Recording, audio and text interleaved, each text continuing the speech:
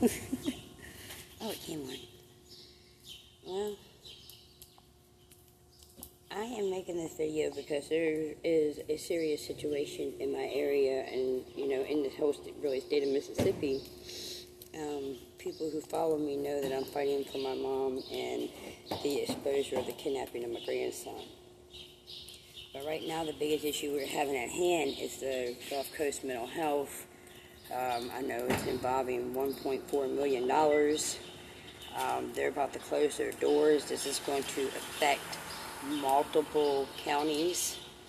And I'm reading what they're saying they're going to do with these patients that's in these counties.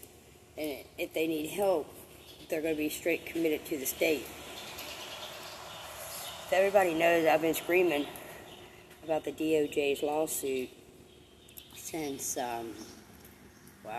for a minute now, a long minute. And I just found out that they have went to court and they're waiting for the judge's ruling. I missed that to be able to speak about that, and I wish, I had a part in that, because my mom, with her being snatched and held against her will, it's really human trafficking, slavery, kidnapping humans so they can collect money, need it be Medicaid or disability or what have you. It's still kidnapping and taking a human being and holding them against their will and away from their family. My mom has lost her home. I've lost my truck. I have spent every bit of my time trying to figure out how to get on this stupid internet and bring my family home and in my community. My mom hasn't enjoyed any activities. She hasn't been to a movie. She hasn't been to a football game. She missed Mardi Gras. She hasn't listened to live music. She hasn't lived life as a human being should in what's called so-free United States, right? So isn't that slavery?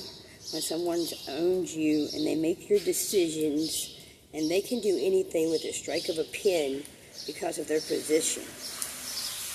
But that strike of a pen was so they could fill their pockets and fraudulent money. At the same time, they destroyed my family, My stepdad told me last night that he had attorneys calling him, but he's not allowed to tell me who they are, and that I've been sleeping in a truck. If anybody's been watching me over the past 3 years, I was never homeless. When I went to Florida and got messed over and I came back, I camped in my friend's backyard for a week, so woohoo, that makes me homeless.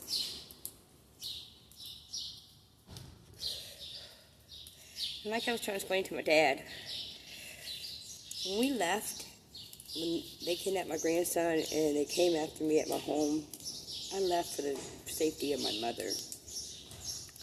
And they put my mom in this program. They put her in a broken system. So I would be more focused on that than fighting for my grandson. And it was so easy for them to do that, because while they're suing the state, they had to go down the whole mess of everything that leads up to that, because it starts at the local level. It starts in your community if you have services that's offered that's helping the family. Wow. It starts in your community. It starts in your courts. It starts with your court-appointed attorney for the patient that violates their rights and does not represent them correctly. These people, I don't know their way of their getting their pays or their kickbacks or whatever, or is it just their political power that they're able to continue to hold for so long? But destroying people's families is wrong. Holding a person against their will is wrong. But you take somebody that has already been tortured by the state with electric shock therapy, and you torture them and hold them away from their family where they feel safe and want to be. You are torturing somebody with a mental illness. That is freaking sick. It's beyond me how anybody can do that to somebody's family, much less somebody with mental illness. Me and my mom may have issues sometimes because she gets rebellious because she knows she can't take care of everything, but she wants to take care of everything. But even though when my mom is at her worst, she'll tell you, I want to be with my daughter, because she feels safe, because I told her no matter what's going on, I'm never going to lie to her, and I've always been honest to her. I don't beat around the bush with her. I'm straight to the point. That's just how we are. Some people think, oh, that's rude. No, it's not. This is how we are. Mama, hey, they're lying to you. How can they file court papers on the 4th of July, Mama? That was, they told my mom that they filed papers, but the date was the 4th with the court. I'm straightforward with my mom and blunt, and she's the same way with me. Except about this abuse. I can hear it in her cries when she's talking. How do you compensate for that? I've had people in Jackson tell me they're sorry for what happened to my family at the Department of Justice.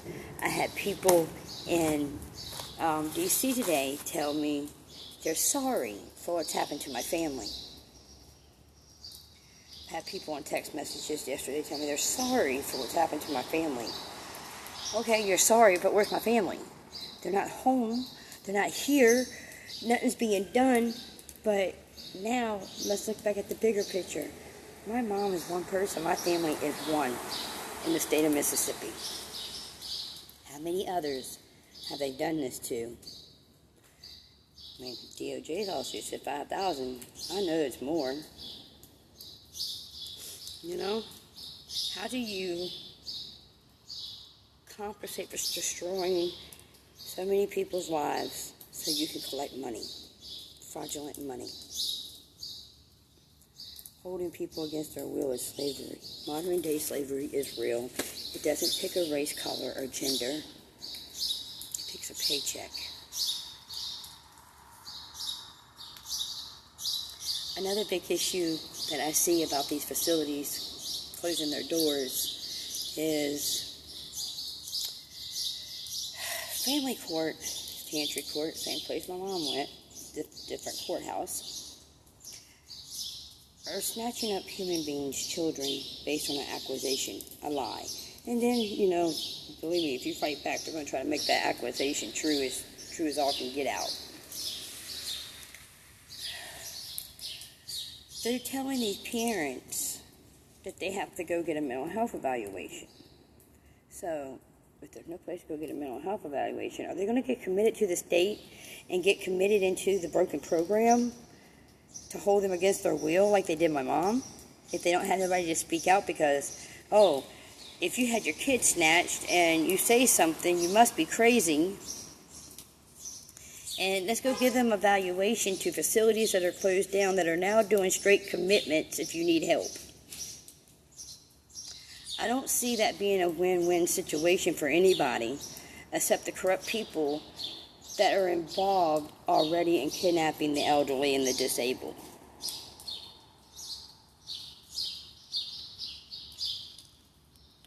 So, if these people aren't being arrested for crimes and everything's an accusation, they're going to go do this.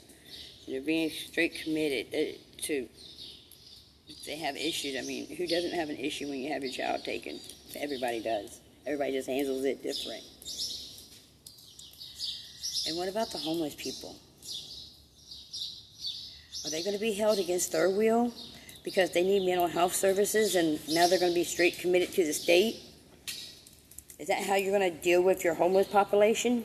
Ship them off up here to these state facilities that are putting them out at the bus station in Jackson? And, that's the ones that really have issues, the ones they're putting out, the ones they're holding, the ones that don't need help. They're ready to go home. Reaction, problem, solution. They make it and move it. These are people here on the Gulf Coast that really do need mental health, and they're not going to have the services available to them. Even though Gulf Coast Mental Health robbed Medicaid, and I can prove it, and my mom's worth $90,000 for a 3-week stay in a state facility. There are people that they do help. They don't just not help everybody in the wrong direction. And there's a lot of people in the community that are worried about it and where they're going to go. But they didn't read the whole articles, obviously, because they don't understand they're doing straight commits. If you need help, you're going to be straight committed to a broken system that a judge is trying to make his ruling on already, or what's going to happen.